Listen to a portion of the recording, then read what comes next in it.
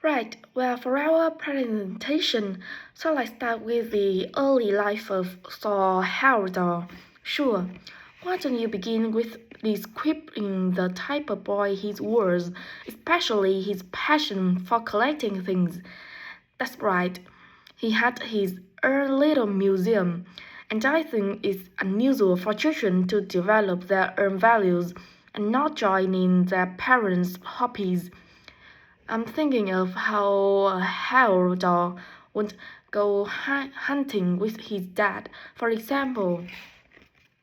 Yeah, he preferred to learn about nature by listening to his mother read to him. And quite early on, he knew he wanted to become an explorer when he grew up. That came from his camping trips he went on in Norway, I think. No, it was climbing that he spent his time on as a young man.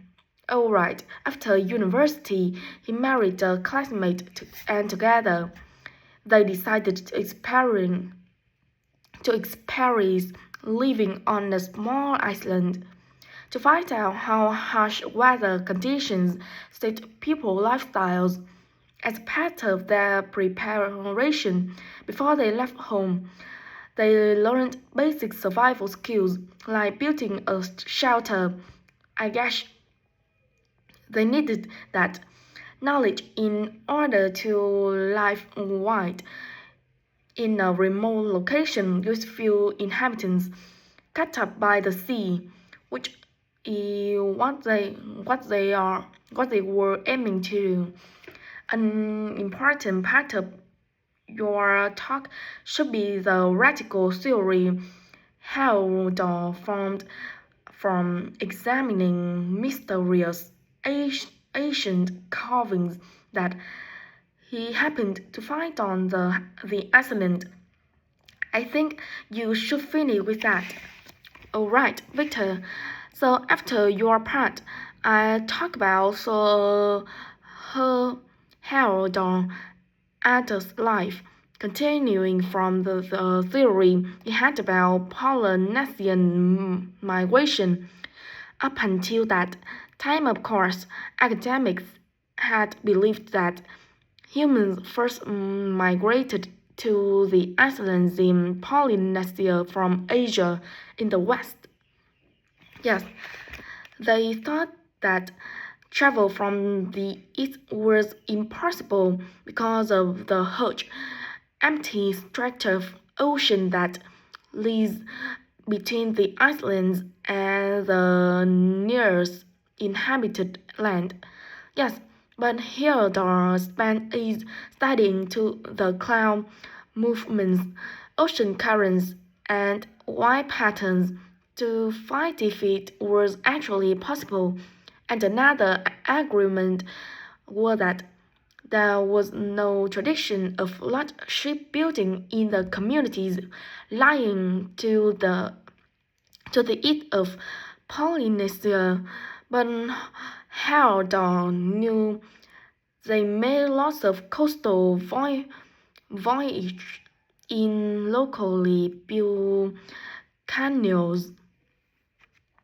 Yes, or sailing on craft, as were shown by the long voyage that Harold did next. It was an incredibly risky journey to undertake. Sometimes I wonder if he did that trip for private reasons, to show others that he could have spectacular adventures. What do you think, Olivia? Well, I think it was more a matter of simply trying out his idea to see if migration from the east was possible. Yes, that's probably it. And the poor guy suffered a bit at the time because the war forced him to stop his work for some years.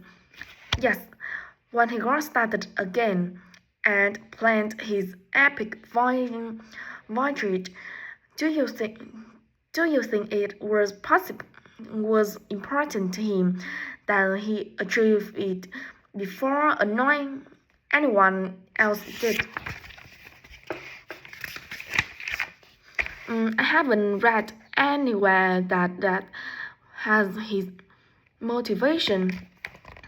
The most important factor seems to have been that he used only Asian techniques and local materials to build his raft. Yes, I wonder how fast he went.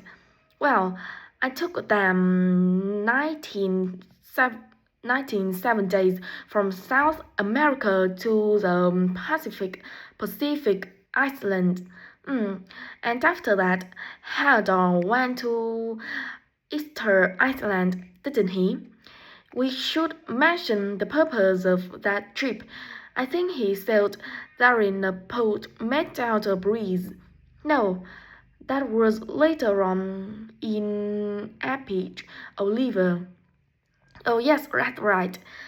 But what he wanted to do was talk to the local people about their old stone carvings and then make one himself to learn more about the process. I see. Well, what a rare life. Even though many of his theories have been disproven, he certainly left a lasting impression on many disciplines, didn't he? To my mind, he was the first person to establish what modern academics call practical archaeology. I mean that they try to recreate something from the past today, like he did with his raft trip. It's unfortunate that his ideas about where foreign nations originated from have been completely descripted. Yes, right. Well, I prepare a PowerPoint slide at the end that acknowledges our sources. I mainly use the life and work of Saul Haldon by William Oliver. I thought the research methods he used were very sound, although I must say I found the overall tone somewhat old-fashioned. I think they did to do a new, revised edition. Yeah, I agree. What about the subject matter? I found it really challenging. Well, it's a complex issue. I thought the book has lots of good points. What did you think of?